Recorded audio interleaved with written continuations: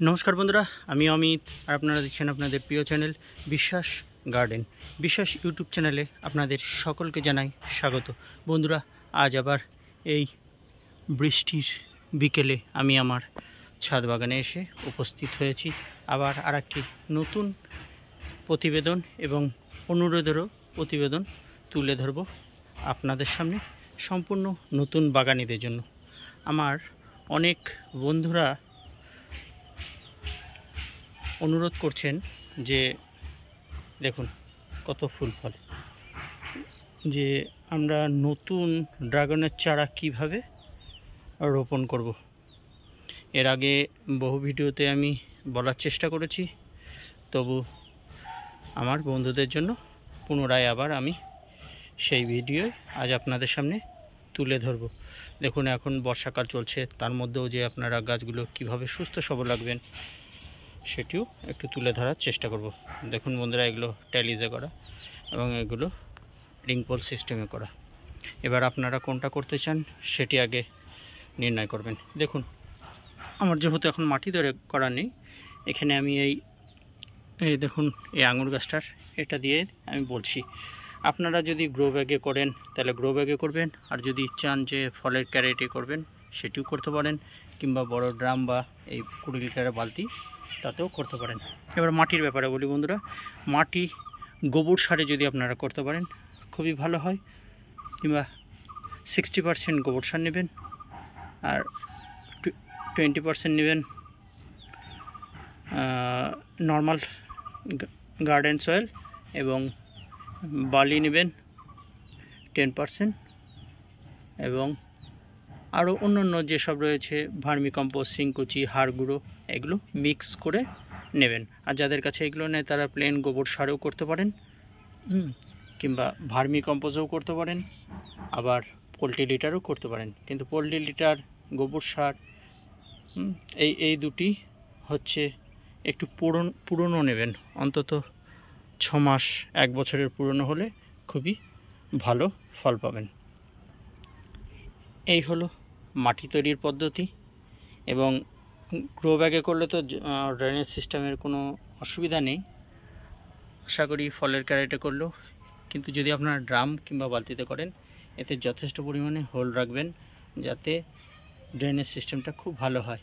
আর বর্ষাকালে এমনিও মাটি কম্প্যাক্ট হয়ে যাওয়ার চান্স থাকে, তার জন্য আপনাদের বলবো আপনারা চেষ্টা করবেন গাছের গোড়ায় মালচিং দিতে। তাহলে কি হবে, এত খরচ করে যে খাবারটি আপনারা ড্রাগন গাছের গোড়ায় দিবেন সেটি বৃষ্টি জলে ধুয়ে বেরিয়ে যাবে না। এটি হলো মাটি তৈরির বিষয়। এবার আপনাদের বলি, দেখুন এখানে দেখুন বন্ধুরা, এখানে দেখুন বেশ কিছু গ্রাফটিং রয়েছে। এবার আমি আপনাদের দেখাই, এটা দিয়ে উদাহরণ দিচ্ছি আপনার।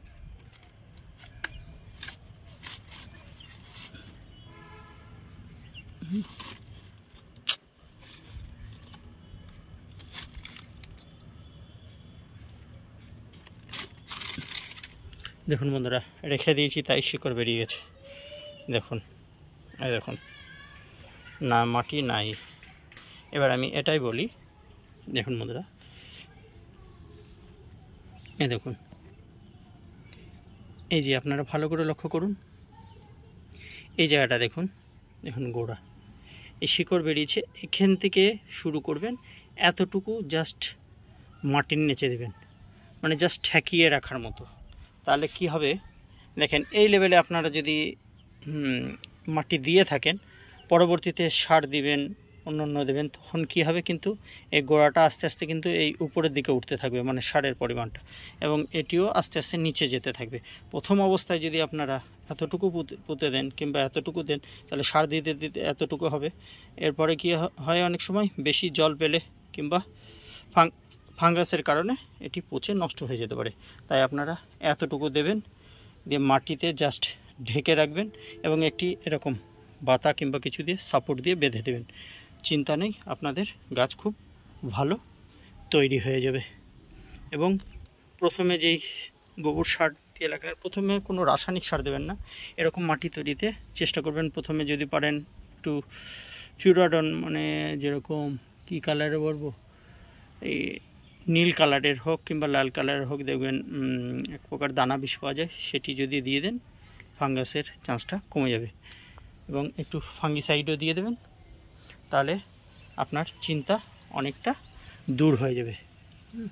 এই দেখুন, এইভাবে যদি আপনারা গাছ প্রতিস্থাপন করতে পারেন তাহলে আশা করি খুব ভালো রেজাল্ট পাবেন এবং আপনার গাছও খুব ভালো তৈরি হয়ে যাবে।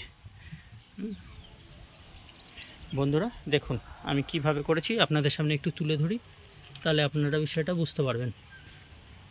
এদিকে লক্ষ্য করুন, এই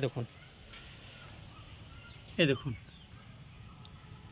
এইভাবে আমি সাপোর্ট দিয়েছি এবং সাপোর্ট দিয়ে দেখুন এভাবে পিভিসি পাইপের দিয়ে তৈরি করে এভাবে ডালগুলো ঝুলিয়ে দিয়েছি এবং তাতেই আমি ফল পাচ্ছি। দেখুন এগুলোতে আশা করিনি, এখান থেকে একটা ফল কেটেছি, এ দেখুন এখানে একটি রয়েছে, আবার ফুল এসছে। এইভাবে আপনারা সুন্দরভাবে বাগান তৈরি করুন এবং ড্রাগন ফলের আনন্দ উপভোগ করুন। ঠিক আছে বন্ধুরা, এই ছিল আজকের বিষয়। আশা করি ভিডিওটি আপনাদের ভালো লেগেছে। ভিডিওটি যদি ভালো লেগে থাকে, আমার চ্যানেলে যারা নতুন রয়েছেন তারা প্লিজ চ্যানেলটি সাবস্ক্রাইব করে আমার চ্যানেলের পাশে থাকবেন। আপনারা ভালো থাকবেন, সুস্থ থাকবেন। ধন্যবাদ।